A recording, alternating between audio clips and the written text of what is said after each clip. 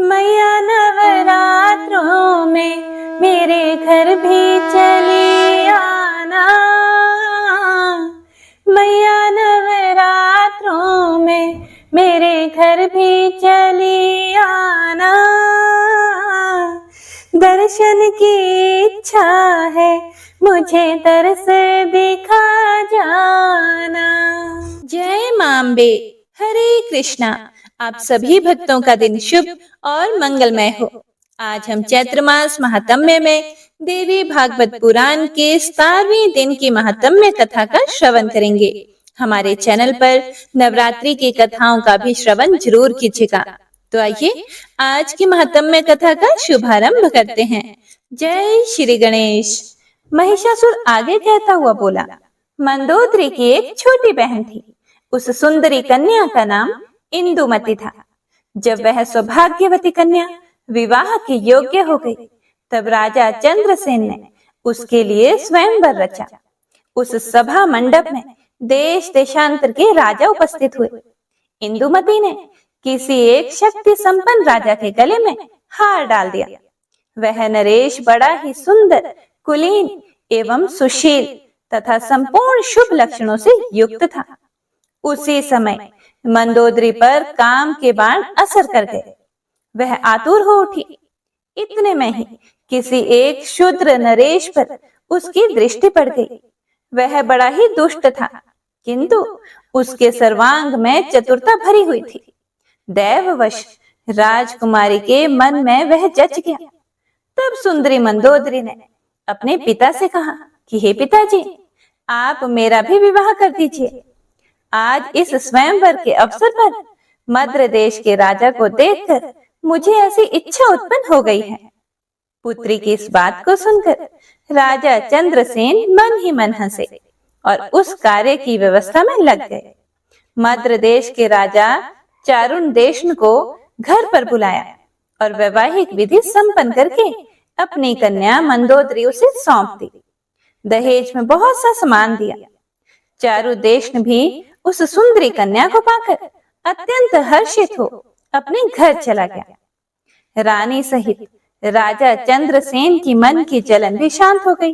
चारु देशन राजाओं में भी सुप्रसिद्ध था। कामिनी मंदोदरी के साथ बहुत दिनों तक उसने आनंद किया, पर वह तो दुष्चरित्र था। उसके अति निंदनीय आचरण मंदोदरी ने स्वयं देख लिए। तब तो उसका मन खेद से भर गया। फिर उसने सोचा कि पूर्व काल में स्वयंवर के अवसर पर जब इस नरेश को मैंने देखा था, तब इसके स्वभाव से मैं अनभिज्ञ थी। मैंने मोह के कारण यह बड़ा अनर्थ कर डाला। इस धूर्त नरेश ने मुझे ठग लिया। अब मैं क्या करूं? केवल संताप ही मेरे हाथ लगा।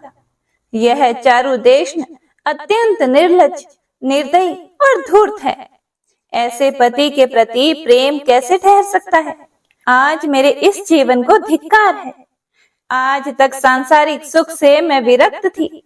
मुझे जो नहीं करना चाहिए था, वही कार्य मैंने कर डाला। उसी के परिणाम स्वरूप मुझे यह दुख भोगना पड़ रहा है। अब यदि मैं प्राण त्याग देती हूँ, तो यह बड़ी दुस्सह आत्महत्या हो जाएगी। तत्काल पिता के घर चली जाऊं, तो वहां भी सुख मिलना असंभव ही है, क्योंकि सखियों के लिए मैं उपहास की सामग्री बन जाऊंगी। इसमें तो कोई भी संशय नहीं है। इसीलिए विरक्त होकर यहीं रहना मेरे लिए परम कर्तव्य है। समय बड़ा बलवान है। उसके प्रभाव से पुनः काम संबंधी सुख का परित्याग आवश्यक हो गया। महिषासुर कहता रहा।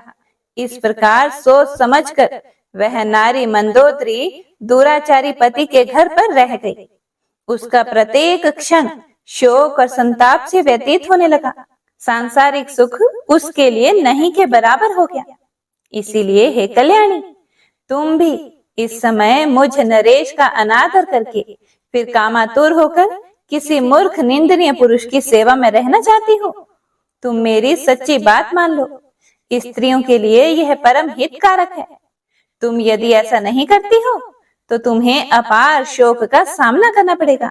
इसमें कोई भी संदेह नहीं है। फिर देवी ने कहा कि अरे मूर्ख, तू अब पाताल भाग जा। अथवा मुझसे युद्ध कर।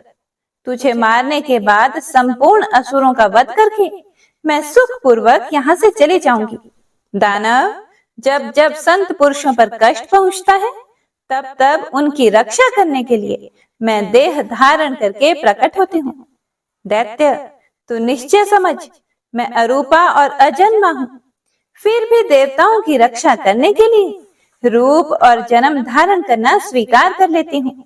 महिषासुर, मेरी वाणी अमोघ है, तू इस पर ध्यान दे। देवताओं की प्रार्थना करने पर तुझे मारने के लिए ही मैं प्रकट हुई हूँ। तुझे मारने के पश्चात मैं पुनः अंतर ध्यान हो जाऊंगी। इसीलिए तू युद्ध कर अथवा तुरंत पाताल में जहाँ असुर निवास करते हैं चला जा। अब मैं तुझे मार ही डालना चाहती हूँ। मैं यह बिल्कुल सच्ची बात कह रही हूँ। व्यास जी कहते हैं, भगवती जगदम्बा के ऐसा कहने पर महिषासुर हाथ में धनुष लेकर युद्ध करने की अभिलाषा से युद्ध भूमि में उपस्थित हो गया। उसने तीखे नोक वाले बाणों को कान तक खींचकर तुरंत चलाना आरंभ कर दिया। देवी ने कुपित होकर अपने तीखे बाणों से महिषासुर के बाण काट दिए। उसके बाद भगवती जगदम्बा और महिषासुर में परस्पर अत्यंत भयंकर युद्ध आरंभ हो गया। देवता और दानव दोनों परस्पर विजय के लिए लालायित थे। इतने में दुर्धर आधमका और देवी को लक्ष्य करके तीखे बाण चलाने लगा। उसके वे भयंकर बाण विष में बुझाए गए थे। तब भगवती की क्रोधाग्नि धधक उठी। उन्होंने चमकीले बाणों से दुर्धर पर आघात पहुंचाया, जिससे तुरंत उस दानव के प्राण पखेरु उड़ गए और पर्वत शिखर की भांति वह जमीन पर ढह पड़ा। दुर्धर की मृत्यु देखकर उत्तम अस्त्रों का जानकार त्रिनेत्र आया और उसने 7 बाणों से जगदम्बा पर आघात किया। अभी बाण उन पर आ भी ना सके थे कि भगवती जगदम्बा ने अपने तीखे बाणों से उन्हें काट डाला। साथ ही त्रिशूल से त्रिनेत्र की धज्जियां उड़ा दी। त्रिनेत्र इस लोक से चल बसा। यह देखकर तुरंत अंधक आ पहुंचा। उसके पास लोहे की बनी हुई गदा थी। उससे उसने सिंह के मस्तक पर प्रहार किया।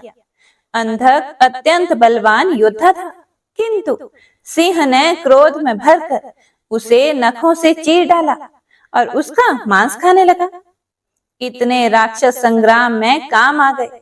यह देखकर महिषासुर के आश्चर्य की कोई सीमा न रही। उसने देवी को बाणों का लक्ष्य बनाया। बाणों के अपने शरीर पर आने से पहले ही देवी ने तीखे तीरों से उन सब के टुकड़े टुकड़े कर दिए और गदा से उसकी छाती में चोट पहुंचाई। देवताओं के लिए कंटक स्वरूप वह दैत्य महान नीच था। गदा की चोट लगने से उसे मूर्छा आ गई। फिर पीड़ा सहन करके वह तुरंत युद्ध भूमि में आ पहुंचा। उसने अपनी गदा सिंह के मस्तक पर चला दी। अब तो सिंह को असीम क्रोध आ गया। इसीलिए अपने नखों से उस महान दानव को फाड़ डालने में वह तत्पर हो गया।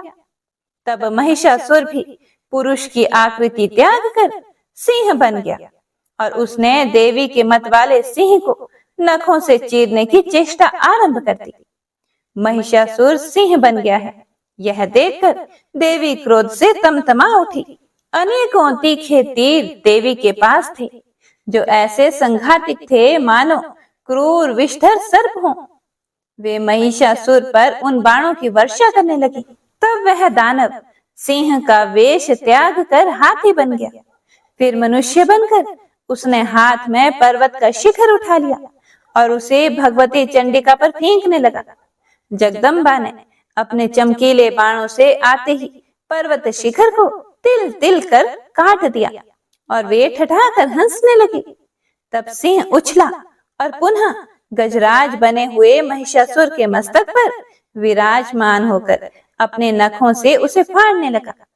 इतने में महिषासुर हाथी का रूप त्याग कर अत्यंत बलवान एवं भयंकर शरभ बन गया और कुपित होकर देवी के सिंह को मारने के लिए प्रयास करने लगा।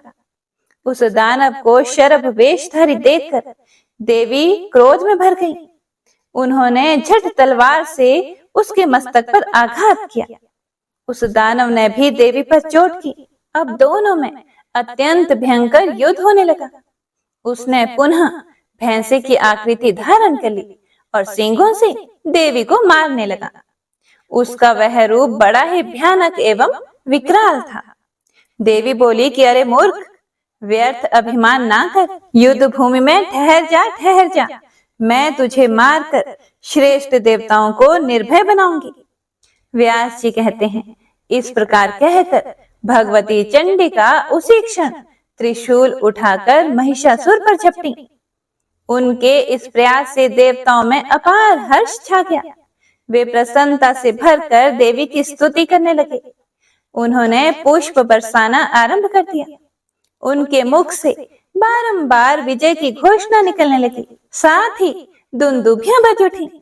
उस समय ऋषि, गंधर्व, पिशाच, नाग, चारण और किन्नरगण आकाश में ठहरकर युद्ध देख रहे थे।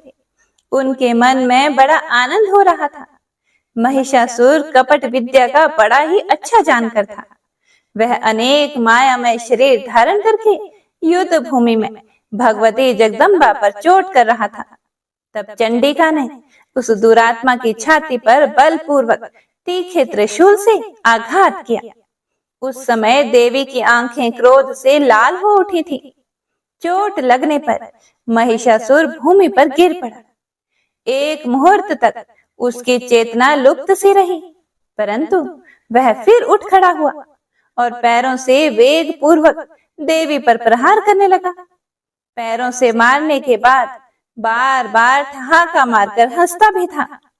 उसके मुख से भयंकर गर्जना निकल रही थी, जिसे सुनकर देवताओं के हृदय में आतंक छा जाता था। उसके बाद भगवती जगदम्बा ने 1000 अरों वाला श्रेष्ठ चक्र हाथ में उठा लिया। महिषासुर सामने खड़ा था। देवी बड़े उच्च स्वर से गरज कर उससे कहने लगी, अरे मूर्ख, इस चक्र को देख, तेरे मस्तक को यह धड़ से अलग कर देगा। अभी क्षण मात्र तुझे ठहरना है, फिर तो यमलोक जाने की तैयारी है ही। ऐसा कहकर भगवती चंडिका ने उस युद्ध स्थल में भयंकर चक्र चला दिया। उस चक्र के लगते ही महिषासुर का मस्तक धड़ से अलग हो गया। उस समय उसकी कंठ की नली से इस प्रकार गर्म खून की धारा बहने लगी, मानो गेरू आदि धातुओं से युक्त लाल पानी का झरना बड़े प्रबल वेग के साथ पर्वत से गिर रहा हो।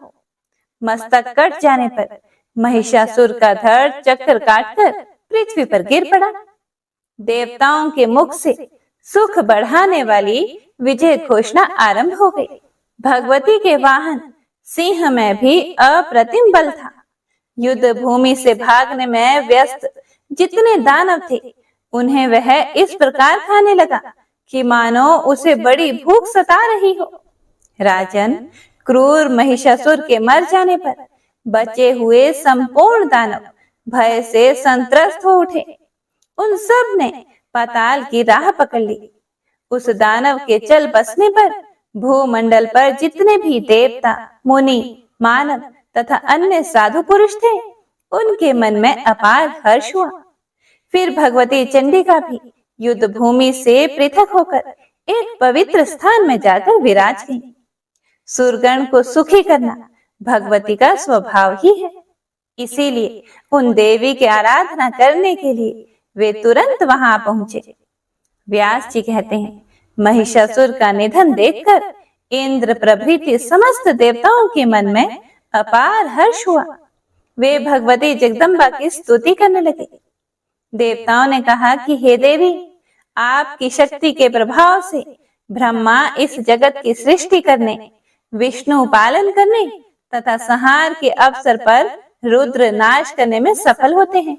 उनके पास आपकी शक्ति का अभाव हो जाए तो वे किसी भी प्रकार समर्थ नहीं हो सकते।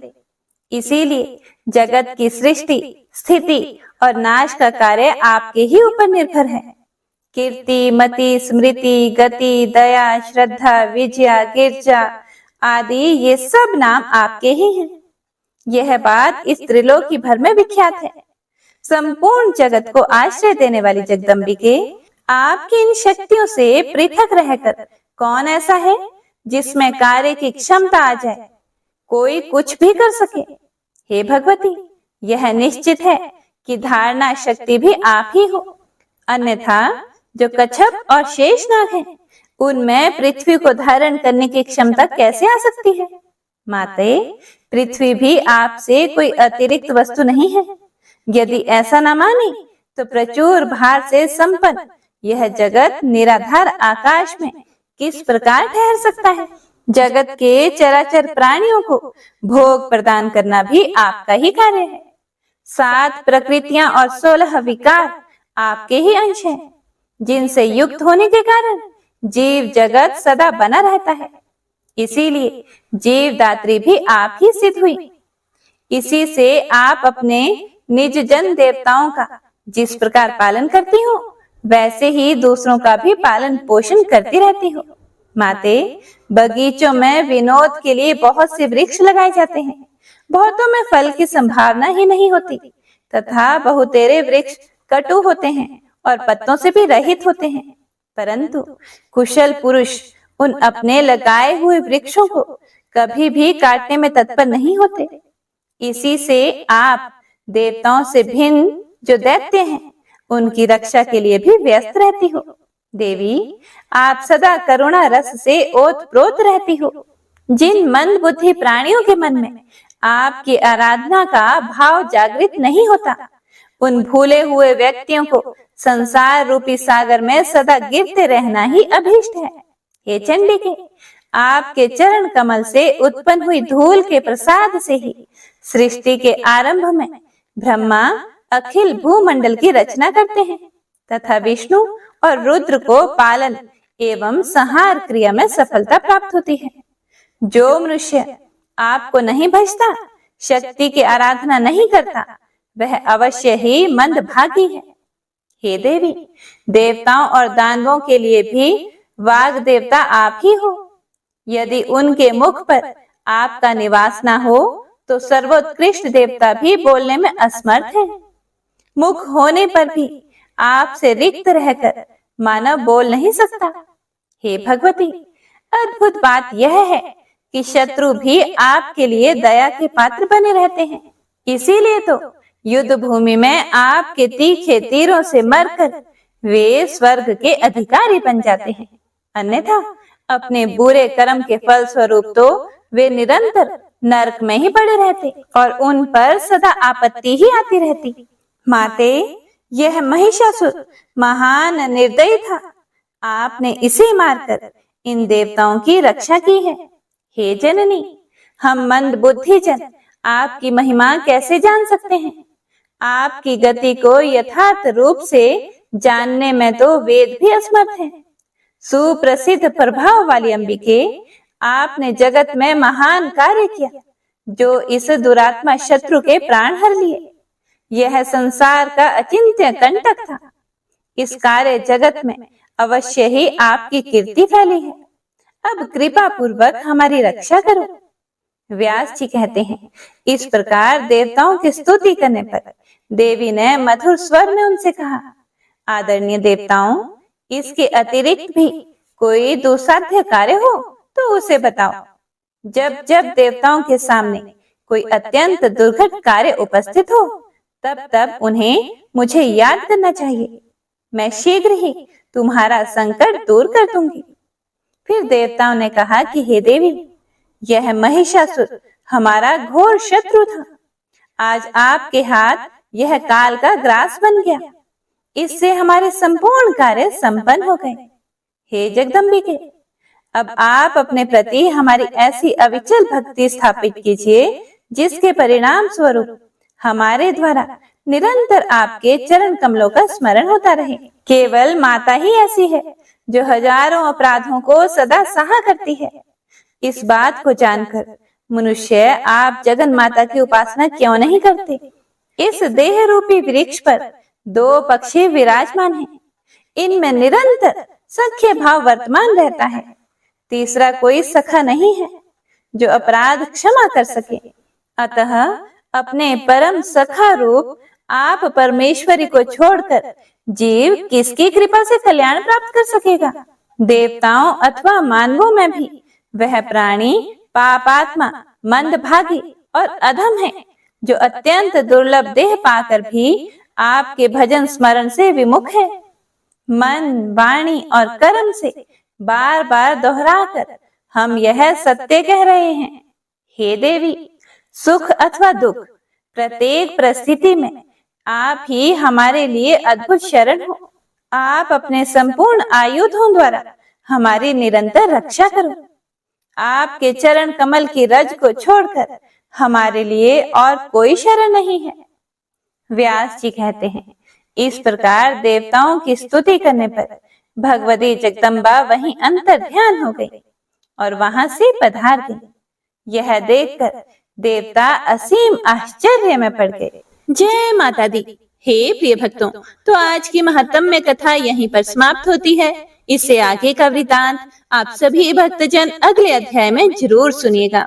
हे प्रिय भक्तों, तो आइए अब सुनते हैं श्री दुर्गा चालीसा। नमो नमो दुर्गे सुख करनी, नमो नमो अम्बे दुख हरनी, निरंकार है ज्योति तुम्हारी, तिहु लोक फैली उजियारी। शशि ललाट मुख महाविशाला, नेत्र लाल भ्रिकुटी विकराला, रूप मातु को अधिक सुहावे, दर्श करत जन अति सुख पावे। तुम संसार शक्ति लय कीना, पालन हेतु अन्न धन देना, अन्नपूर्णा हुई जगपाला, तुम ही आदि सुंदरी बाला। प्रलय काल सब नाशन हारे, तुम गौरी शिव शंकर प्यारे। शिव योगी तुम्हारे गुण गावे, ब्रह्मा विष्णु तुम्हें नित ध्यावे। रूप सरस्वती को तुम धारा, दे सुबुद्धि ऋषि मुनि उबारा। धर्यो रूप नरसिंह को अम्बा, प्रगट भई फाड़ कर खंबा। रक्षा करी प्रहलाद बचायो, हिरण्याक्ष को स्वर्ग पठायो। लक्ष्मी रूप धरो जग माही, श्री नारायण अंग समाही। शेर सिंधु में करत विलासा, दया सिंधु दीजे मन आसा। हिंगलाज में तुम्ही भवानी, महिमा अमित ना जात बखानी। मातंगी अरुधुमवती माता, भुवनेश्वरी बगला सुखदाता। श्री भैरव तारा जगतारिणी, छिन्न भाल भव दुख निवारिणी। केहरी वाहन सोह भवानी, लांगुर वीर चलत अगवानी। कर में खप्पर खड़ग विराजे, जाको देख काल डर भाजे। सोहे अस्त्र और त्रिशूला, जाते उठत शत्रु ही शूला। नगर कोट में तुम्ही विराजत, तीहु लोक में डंका बाजत। शुंभ निशुंभ दानव तुम मारे, रक्त बीज शंखन संहारे। महिषासुर नृपति अभिमानी, जेहि अघभार मही अकुलानी। रूप कराल कालिका धारा, सेन सहित तुम तिहि सहारा। परिगाड़ संतन पर जब जब, भय सहाय मातो तुम तब तब। अमरपुरी अरु बासवलोका, तब महिमा सब कहे अशोका।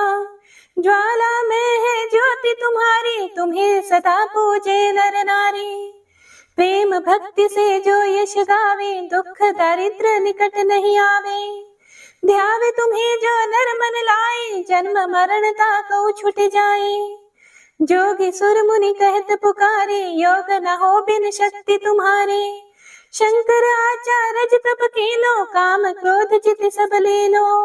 निश दिन ध्यान धरो शंकर को, काहू काल नहीं सुमिरो तुमको।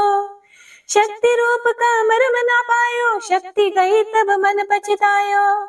शरणागत हुई कीर्ति बखानी, जय जय जय जगदम्ब भवानी। भई प्रसन्न आदि जगदम्बा, दई शक्ति नहीं कीन विलंबा। मोको मातु कष्ट अति घेरो, तुम बिन कौन हरे दुख मेरो।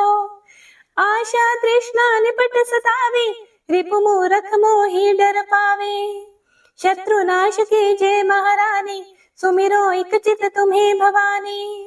करो कृपा हे मातु दयाला, रिद्धि सिद्धि दई करहु निहाला। जब लगी ज्यों दया फल पाऊं, तुम्हरो यश मैं सदा सुनाऊं। दुर्गा चालीसा जो कोई गावे, सब सुख भोग परम पद पावे। देवी दास शरण निज जानी, करहु कृपा जगदम्ब भवानी। इति श्री दुर्गा चालीसा संपूर्ण।